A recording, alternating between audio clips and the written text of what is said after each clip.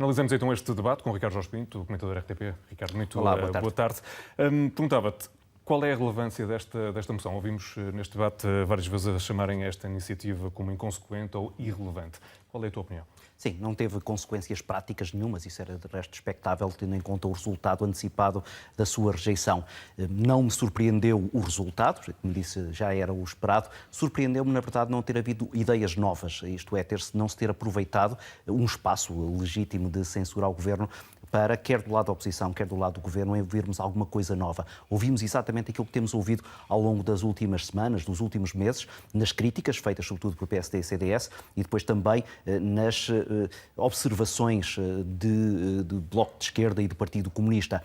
Da parte do Primeiro-Ministro e do Governo, ouvimos também aquilo que foi a estratégia montada para resistir a esta moção de censura, isto é, tentar encostar o CDS mais à direita, confundi-lo até com os pequenos partidos que estão agora a surgir, numa forma de retirar proveito político deste momento, que poderia ser mais complicado para António Costa. Eu diria que ele foi quem mais ganhou com todo este processo, porque misturou exatamente o CDS com o Chega, com a Aliança, obrigou o PSD, de alguma maneira, a ir a reboque do CDS e, com a aprovação da moção de censura, distinguir-se mais de um eleitorado que está ao centro e que não vê sequer grande razão para rejeitar ou derrubar agora este governo, e obrigou também Bloco de Esquerda e Partido Comunista, numa altura em que gostariam muito mais de ser oposição, adversários do PS, porque têm eleições já em maio para as europeias e legislativas em outubro, mas obrigou-os a vir em defesa do governo, e ouvimos isso aqui ao longo da tarde. E, portanto, António Costa foi quem claramente esteve mais confortável neste hemiciclo. Estrategicamente foi um erro por parte do CDS apresentar a moção nesta altura? Pode não ser um erro no sentido de que não causou grande dano, agora também não teve nenhum benefício. É verdade, Assunção Cristas ganhou aqui algum tempo de antena, isso é importante, vêm eleições e nós sabemos que o CDS tem que aproveitar todos os espaços de que dispõe. Assunção Cristas colocou a fasquia muito alta para estas eleições, ela diz que quer ser, que assume-se como líder da oposição, quer ter um muito bom resultado nas próximas eleições legislativas e, portanto, não pode desperdiçar qualquer palco que lhe seja oferecido. E ela voltou aqui a fazê-lo. Agora, na verdade, não tirou nenhum proveito político relevante desta discussão.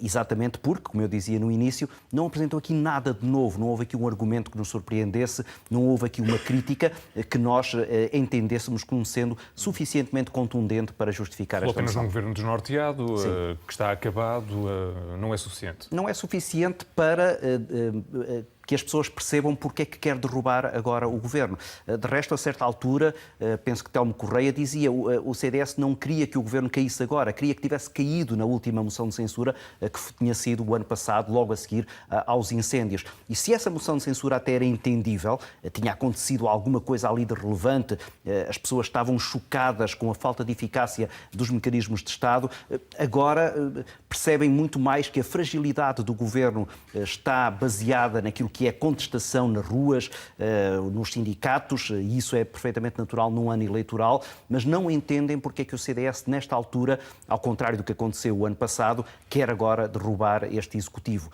Poderíamos até fazer a leitura, depreendendo daquilo que eu há pouco disse, de que isso até poderia ter sido, se acontecesse, e era pouco provável que acontecesse, para António Costa, porque olhando para as sondagens, e percebe-se que o governo está em desgaste e que toda esta contestação nas ruas está a desgastar a imagem pública do governo, eventualmente para António Costa seria mais vantajoso ter eleições já agora em maio, juntamente com as eleições europeias, do que depois de um verão que vai ser, não diria penoso, mas vai ser politicamente difícil para um Executivo que, na verdade, já não tem muito mais ideias para apresentar, teve agora até uma renovação que não trouxe de nada de novo, foi mais uma renovação política do que verdadeiramente governativa e, portanto, António Costa já não tem agora nenhum trunfo bom para jogar até outubro e, portanto, até lhe seria vantajoso esta antecipação do calendário eleitoral se ele eventualmente fosse possível.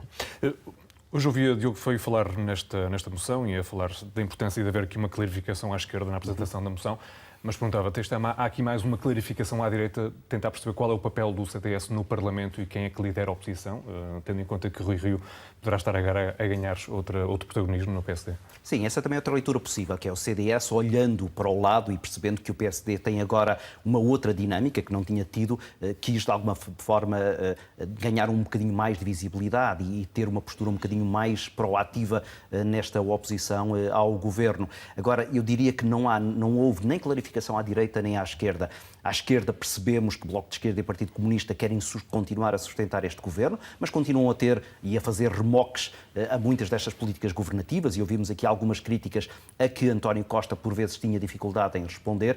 E à direita percebemos que, na verdade, CDS e PSD estão mais longe do que, por exemplo, o PSD está do Partido Socialista. E, portanto, essa disputa nem sequer é uma disputa em termos programáticos perfeitamente clara. O que parece claro, e do lado de Assunção Cristas essa é a grande estratégia, é uma tentativa de não deixar sair o PSD do círculo de influência da direita, porque a ambição de Assunção Cristas não é ganhar as eleições, é ter uma maioria de direita que substitua a maioria de esquerda liderada pelo Partido Socialista. E, portanto, esta foi uma tentativa de lançar uma corda para impedir que, eventualmente, o PSD fique mais próximo do Partido Socialista na próxima legislatura do que está nesta, apesar de não haver aqui um entendimento muito claro entre os dois partidos. Gostava também de ouvir a tua opinião sobre a reação do PSD a esta moção. Demorou algum tempo a dizer qual seria a posição, votaram a favor, mas sem deixarem de criticar e dizerem que era uma moção irrelevante, que não servia para nada, porque já sabia qual seria o desfecho. Criou algum mal-estar esta posição do CDS dentro do PSD? Ou seja, olharam para esta moção como uma forma do CDS se colocar à frente do PSD à direita? Sim, foi desconfortável para Rui Rio, foi desconfortável para a liderança do PSD. Desconfortável, em primeiro lugar, porque teve que votar favoravelmente. Se não votasse favoravelmente, haveria sempre a leitura política de que o PSD se estava a encostar ao Partido Socialista, e não era isso que, naturalmente, que Rui Rio queria.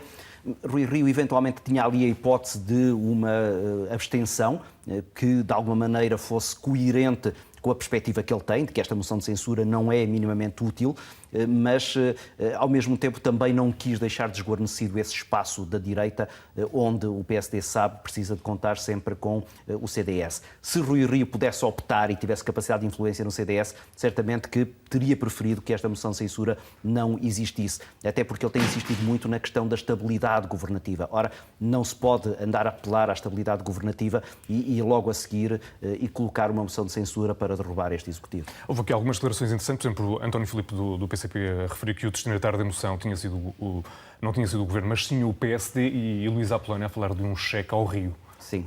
Sim, é a leitura que a esquerda tenta fazer exatamente para desvalorizar esta moção de censura. Dizer que ela não é uma moção de censura que tem uma base de sustentação contra o governo, é muito mais para um jogo político à direita. Mas há aqui algum fundo de verdade por parte? Eu penso que não. Eu penso que, na verdade, o CDS quis mostrar que tem divergências profundas com este Executivo Socialista e que há, na perspectiva da Assunção Cristas, uma verdadeira alternativa à direita. O problema é também até numérico. A verdade é que essa alternativa à direita, embora não me tenha parecido que surgisse deste debate ao longo da tarde, também não tem essa capacidade de ser maioritária num Parlamento onde, por isso é que António Costa é Primeiro-Ministro, apesar de não ter vencido as últimas eleições legislativas, a maioria está do lado da esquerda.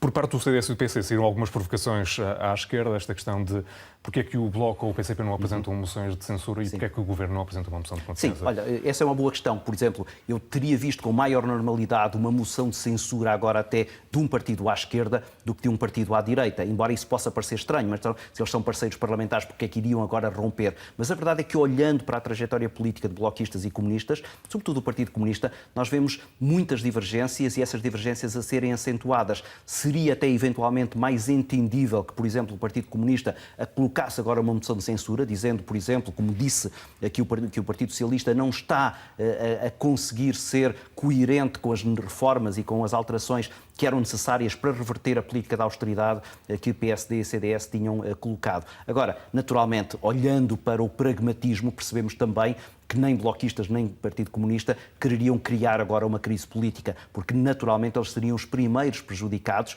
seriam as primeiras vítimas políticas dessa moção de censura, se ela eventualmente tivessem uma maioria, que também seria muito difícil, porque dificilmente CDS e PSD se colocariam ao lado do Partido Comunista com esses argumentos apresentados pelo Partido Comunista nessa moção de censura.